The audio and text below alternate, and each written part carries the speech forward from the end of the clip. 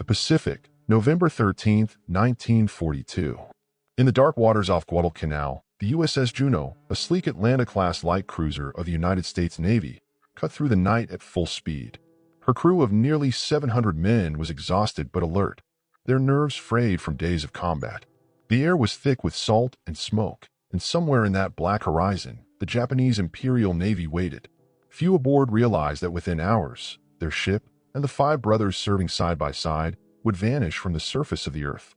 The Juneau, commissioned only months earlier in February, had been built for agility and anti-aircraft firepower.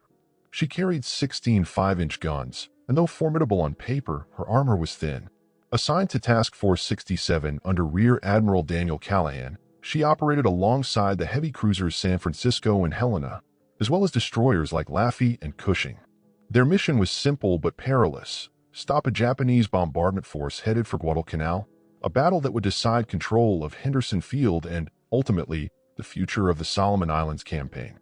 At dawn, the Juneau's crew was already tense. The night before, they'd endured a relentless air attack, dodging torpedoes and bombs in close quarters. But nothing could prepare them for what came next. In the early hours, the task force sailed straight into a Japanese armada of battleships and destroyers. A chaotic, point-blank engagement fought in near total darkness. Radar flickered, rangefinders failed, and ships fired at shadows. The sea itself seemed to ignite. During the furious battle, Juneau took a torpedo hit on her port side from the Japanese destroyer Amatsukase. The explosion tore through her thin hull, flooding compartments and killing dozens instantly. But miraculously, the crew kept her afloat. Damaged and listing, Juneau limped out of the engagement alongside the battered San Francisco and Helena. They believed they had survived the worst of it. Among those tending to the wounded were the 5 Sullivan brothers, George, Francis, Joseph, Madison, and Albert, serving together by choice, a rare but heartfelt arrangement. They were inseparable in life, from their hometown of Waterloo, Iowa, to the decks of the Juneau. Their bond symbolized American unity, courage, and sacrifice. But aboard the crippled cruiser, that bond was about to be tested beyond endurance. At 11:01 a.m., while the survivors of the battle were retreating toward Espiritu Santo for repairs, the Japanese submarine 26 slipped into position. The sub had already fired at the San Francisco, missing narrowly. Then, turning its sights on the Juneau, it released a single torpedo. The weapon struck amidships, directly where the earlier damage had weakened the hull. In an instant, the Juneau exploded. The blast was so violent that nearby ships thought they'd been hit themselves. One survivor would later recall, she disappeared in a cloud of white smoke. When it cleared, there was nothing there. The ship had been literally cut in two, sinking within 20 seconds. Over 600 men were killed instantly, many trapped below decks. The sea boiled with debris, oil, and the brief cries of the living. Captain Gilbert Hoover of the Helena faced an agonizing decision. With the constant threat of submarines and his ships already heavily damaged, he was ordered not to stop. Believing no one could have survived such an explosion, Hoover continued on, unaware that roughly 100 men were still alive in the water, clinging to debris, watching their escort disappear over the horizon. One sailor, Seaman Crawford, later described the moment in his journal. "We called out to them, waving. No one turned back. Only the gulls circled us. I thought, this is what discipline means, when orders outweigh the heart." Those who survived the blast faced a new nightmare. The sun blazed overhead, sharks began circling, and the nearest friendly base was hundreds of miles away. Days would pass before anyone realized the Juneau survivors were still out there. And among them, perhaps, were the Sullivan brothers, last seen helping wounded shipmates, refusing to abandon the ship's traditions of courage and care. The tragedy of the Juneau was not only in the explosion itself, but in the silence that followed. For the U.S. Navy, it became a painful lesson in the price of distraction and hesitation. In the chaos of war, one delayed report, one assumption, could mean hundreds of lives lost to the deep. The mystery surrounding the Juneau's disappearance would linger for decades. No wreckage was recovered, no definitive proof of the brothers' final moments was ever found. Only fragments of their stories survived, letters home, faded photographs, and eyewitness testimonies that contradicted one another. As the sun set on November 13th, the waters south of Guadalcanal shimmered with oil and memory. The Juneau had vanished, leaving a wound in naval history and in the heart of America. The war would move on, but the questions remained. Who had survived? Why had no rescue been sent? And what did this loss mean for the men still fighting, knowing their brothers in arms had been left behind? The answers would emerge slowly, painfully, and not without controversy. But for now, in the dark Pacific night, the only sound was the quiet roll of waves over the place where the Juneau once sailed. For 8 long days after the USS Juneau disappeared beneath the waves, the survivors drifted alone in the open Pacific. No rescue ships came. No planes circled overhead. The official record said the Juneau had gone down with all hands, and so the Navy turned its attention elsewhere, leaving roughly 100 men floating in an ocean of oil, salt, and silence. The survivors clung to wreckage, rafts, and each other. Many were burned, bleeding, or delirious from shock. By the second day, the wounds that hadn't killed them began to fester in the blistering tropical sun. Salt water stung their eyes, and the steady churn of the sea turned even the strongest stomachs. For food, they had only a few tins of rations recovered from debris. For water, rain, if they were lucky. They tore strips from their uniforms to cover their heads and tried to keep their minds from breaking under the weight of despair. "Discipline is all we have left," one survivor, bosun's mate Henry Neal, scribbled on a scrap of paper later found floating near the site. "Panic serves no one. We take turns watching the horizon. If rescue comes, it'll be because we didn't lose our heads." Their leader in those first hours was Lieutenant Commander Bruce McCandless, who had himself been rescued from the crippled San Francisco. But here, among the wreckage of the Juneau, no commanding officer remained. Leadership fell to senior enlisted men, ordinary sailors forced to embody the Navy's creed of order amid chaos. They organized shifts for lookout, collected driftwood to mark positions, and lashed wreckage together into crude rafts. Each action, no matter how small, was an act of faith and structure, a way to fight the encroaching madness of the sea. But discipline had its limits. By the third day, dehydration began to claim lives. Some men drank seawater out of desperation, only to descend into hallucination. Others whispered prayers or repeated the names of loved ones back home. And then came sharks, gray shapes circling the rafts at dusk, drawn by the scent of blood. They came like ghosts, one survivor later said. "At first we tried to beat them away. After a while, we just watched. The psychological strain was unbearable." With no clear chain of command, order began to unravel. A few men swam off in the night, convinced they saw rescue lights on the horizon. Others sat in silence, staring into the water as if waiting for permission to let go. Yet a core group remained steadfast, anchored by the simple routines of discipline, rationing water, checking supplies, keeping watches, and praying at dawn. Among the missing were the Sullivan brothers. None of the confirmed survivors recalled seeing all 5 together after the explosion. Some said George, the eldest, had survived the initial blast and spent 2 days searching the rafts for his brothers before disappearing. Others claimed one of the younger brothers had been seen clinging to debris, unresponsive. But without records, without bodies, the truth dissolved into rumor. The ocean had swallowed their story whole. By the 5th day, fewer than half the men were still alive. They drifted farther from the original sinking site, carried north by the currents. Storms passed overhead, bringing brief relief and precious fresh water, but also scattering the survivors even further. Each squall erased the fragile order they'd built, forcing them to rebuild their will to live from nothing. Meanwhile, hundreds of miles away, the Navy's command in Noumea still had no idea anyone had survived. Communications were fractured, and Captain Hoover's decision not to stop was never challenged. The Juneau's name appeared on casualty lists. In official records, her loss was described as total. It would be days before anyone questioned that assumption. On the 7th day, the first rescue plane, searching for survivors from another lost vessel, spotted something unusual. Tiny flashes of light in the distance, possibly from mirrors or metal fragments. When the PBY Catalina seaplane finally descended for a closer look, only 10 men remained alive. They'd endured hunger, thirst, exposure, and hallucination. Some wept when they saw the plane. Others simply stared, too weak to react. Of those rescued, only 10 would make it home alive. None of them were the Sullivans. For the brothers, no confirmed trace was ever found. When news of the survivors' ordeal reached Navy command, an unspoken shame followed. The failure to mount a timely rescue became a lesson studied quietly, but seldom discussed publicly.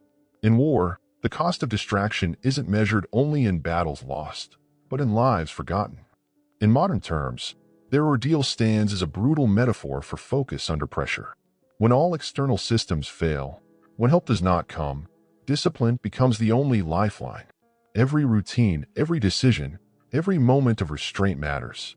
For those men adrift in the Pacific, the will to stay calm was their last act of defiance against the chaos of war. As the Catalina flew them towards safety, the survivors looked back at the endless horizon where the Juneau had gone down. Beneath those waters lay their ship, their friends, and perhaps the 5 brothers who had embodied the Navy's family spirit. The ocean had given no answers, only silence. But that silence, heavy and unresolved, would soon reach the shores of Iowa, where a mother waited for letters that would never come. In Waterloo, Iowa, the winter of 1942 arrived with snow, ration lines, and an uneasy silence. The Sullivan family home on Adams Street stood as it always had, simple, proud, filled with photographs of 5 brothers in navy blue. They had left together, promising to return together. But by December, the telegrams stopped coming, and the absence in the mailbox became unbearable.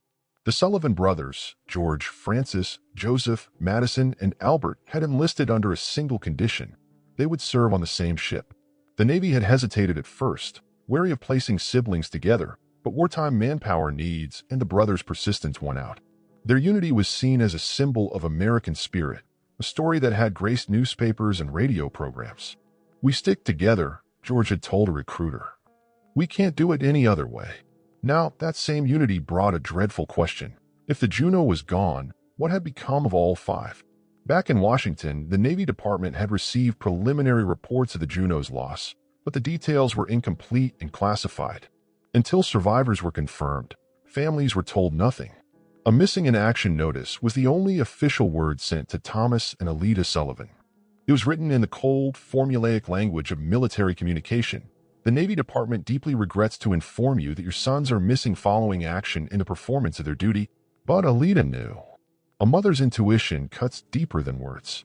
She wrote letter after letter to the Navy, pleading for news. Each reply was the same: no further information at this time. Her neighbors tried to reassure her, but every night she left the porch light on, a small beacon in case her boys somehow found their way home.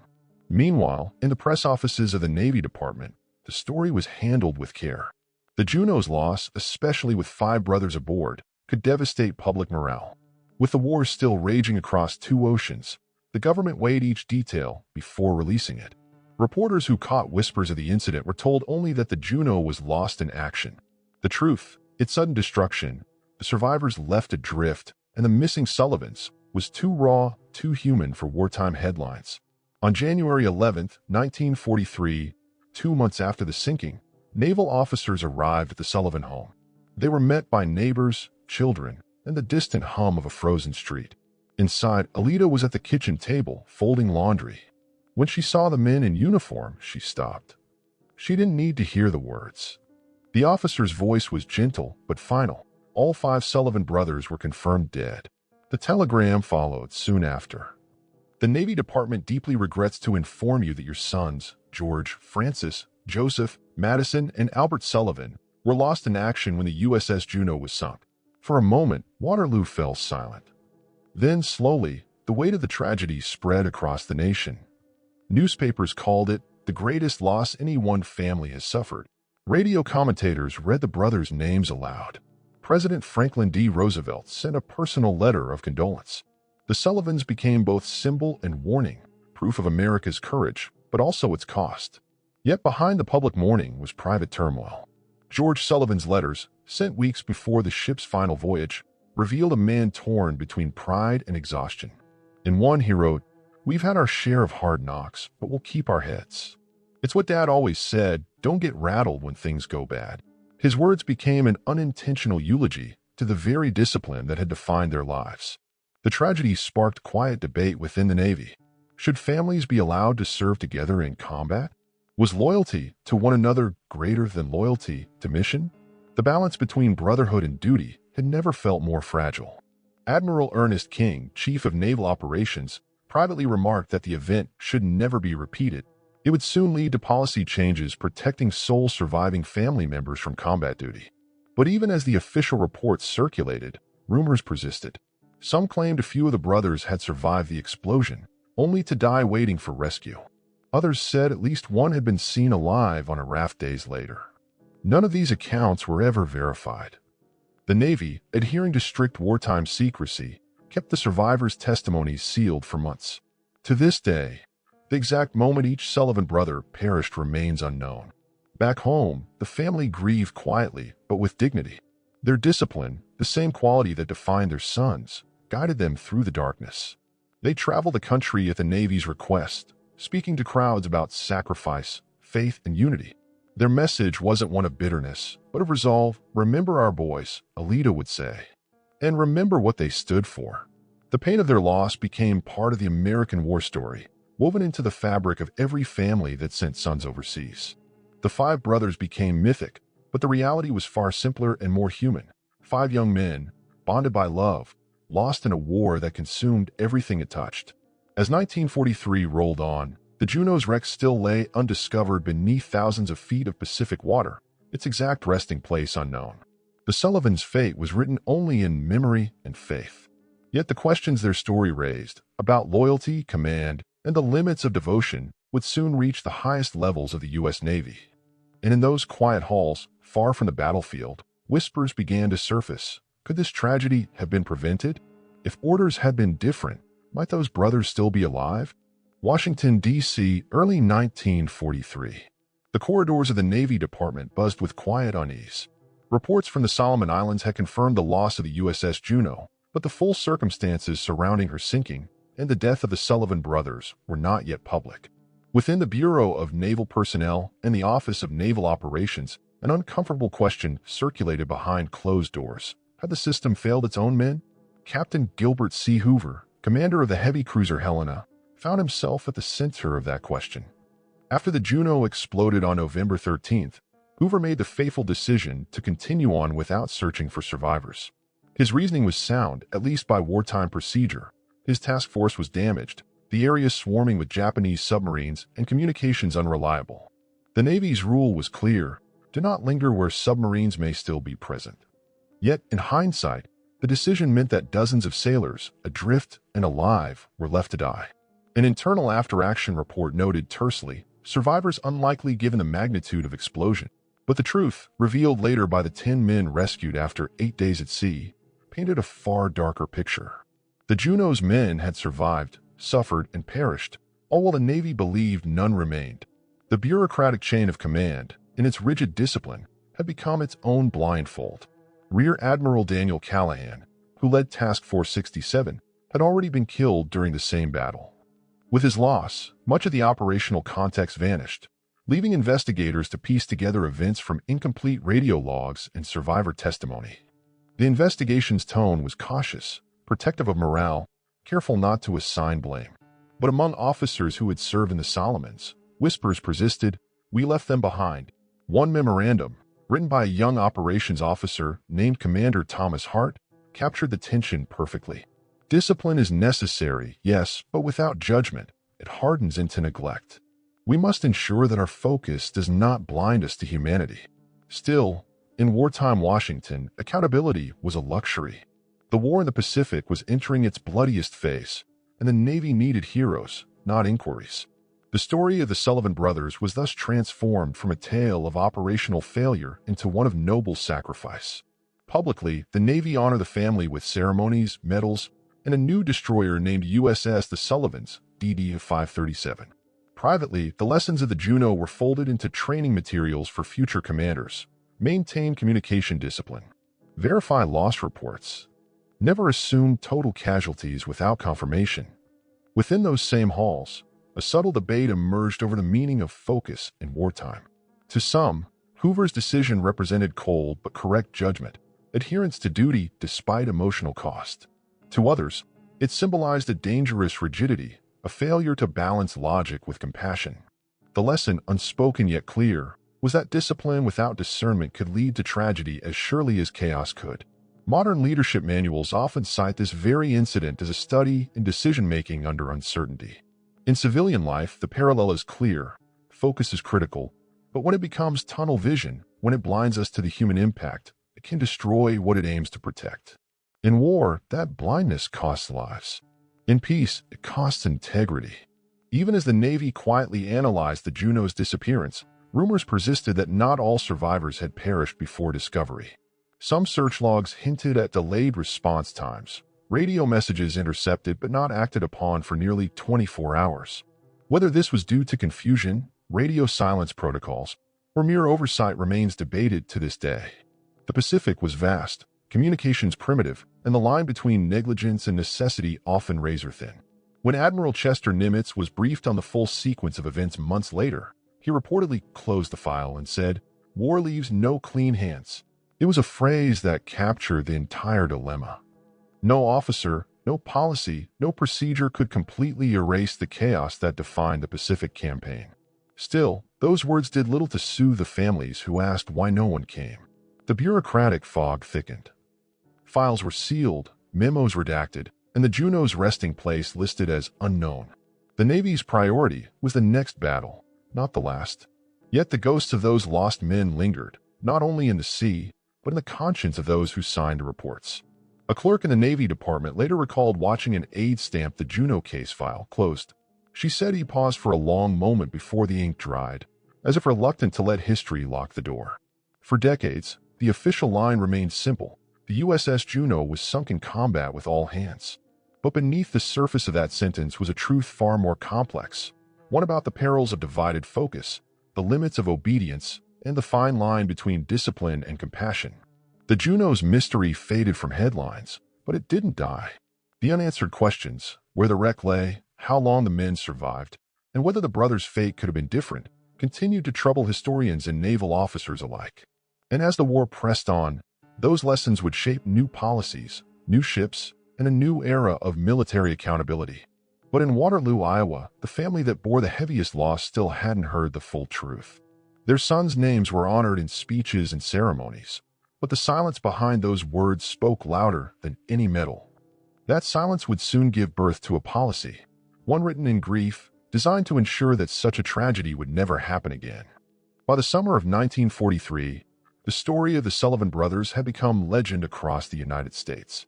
Posters bore their faces, 5 sons who had given everything for their country. Radio programs spoke of them as symbols of courage and family unity. Yet behind the patriotic glow lay a more complicated reality, one that few outside the Navy understood. The brothers' disappearance and the Navy's delayed rescue response had set in motion a quiet reckoning in Washington. In July, under the direction of Secretary of the Navy Frank Knox, the department began drafting a new regulation, one that would later be known as the sole survivor policy. The goal was simple.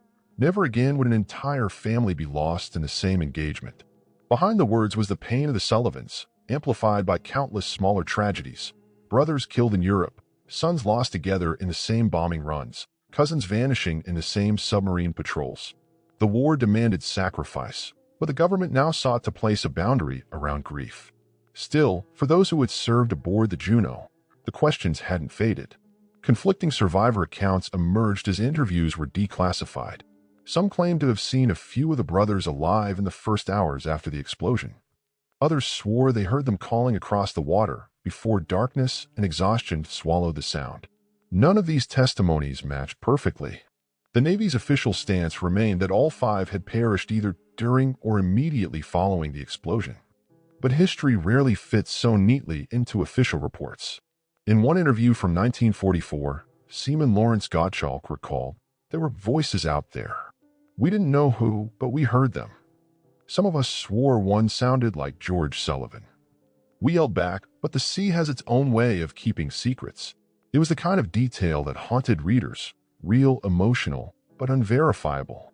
For decades, that uncertainty would fuel speculation among naval historians and families alike. Meanwhile, as America advanced across the Pacific, the Juneau became both a symbol and a mystery. Ship logs from other vessels in the task force hinted at discrepancies in timing and communication, missing radio transmissions, garbled signals, orders not followed to the letter. Some suspected these details were quietly downplayed to preserve morale. During wartime, the line between classified and concealed was often blurred for what officials called operational necessity. To the public, however, the Sullivans became a rallying cry. War bond posters declared, "Five brothers gave their lives. What will you give?" The destroyer USS The Sullivans, christened by Alida Sullivan herself, sailed in 1943 as a living tribute. When the ship's motto, "We stick together," was painted on her hull, few could ignore the irony. The same unity that had inspired five young men to fight side by side had led to their collective loss. Yet the Navy's reforms were real. The sole survivor policy, though not publicly named until years later, began to influence how families were assigned in combat roles. It recognized that discipline must sometimes bend to compassion, that no victory could justify erasing an entire lineage. In that sense, the brothers' sacrifice reshaped military ethics as profoundly as any battlefield triumph. But for historians and sailors alike, one enigma persisted: the Juneau's final resting place. Despite numerous search attempts, no confirmed wreckage was found during or immediately after the war. The coordinates recorded by the Helena and San Francisco conflicted by miles. In some files, even the location of the submarine I-20 SIXS torpedo strike seemed uncertain. Rumors began to spread, quietly, in naval circles, that the Navy knew more than it had ever disclosed. Some speculated that the wreck had been located in the 1950s during classified underwater reconnaissance, but left unreported to avoid reopening old wounds. By the late 20th century, the story of the Sullivans had transcended the war itself. Their legacy lived in military policy, in schools, in the name of every ship bearing their motto. Yet the questions endured, quietly passed among veterans. What truly happened in those minutes after the torpedo struck? Did any of the brothers survive long enough to see the ship's final descent? And what had the Navy chosen not to reveal? One Navy historian wrote in 1962, "The Juneau is not just a wreck. It is a moral landmark, one that reminds us that loyalty, when undisciplined by judgment, can turn from strength to tragedy." Today, those words ring with a modern echo. The balance between focus and empathy, between obedience and humanity, remains as fragile as it was on that November morning in 1942. The Sullivan brothers' fate reminds us that discipline, no matter how noble, must never become blind.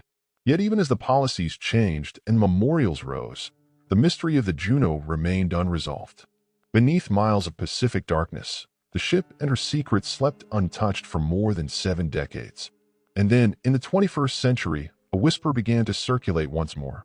A private expedition had found something on the ocean floor, deep beneath the waves off the Solomon Islands. After 75 years, the Juneau was about to speak again. March 2018. The South Pacific shimmered under the morning sun as the research vessel Petrel drifted quietly above the depths near the Solomon Islands. Operated by a team funded by the late Microsoft co-founder Paul Allen, the expedition had one mission: to locate the long-lost wreck of the USS Juneau.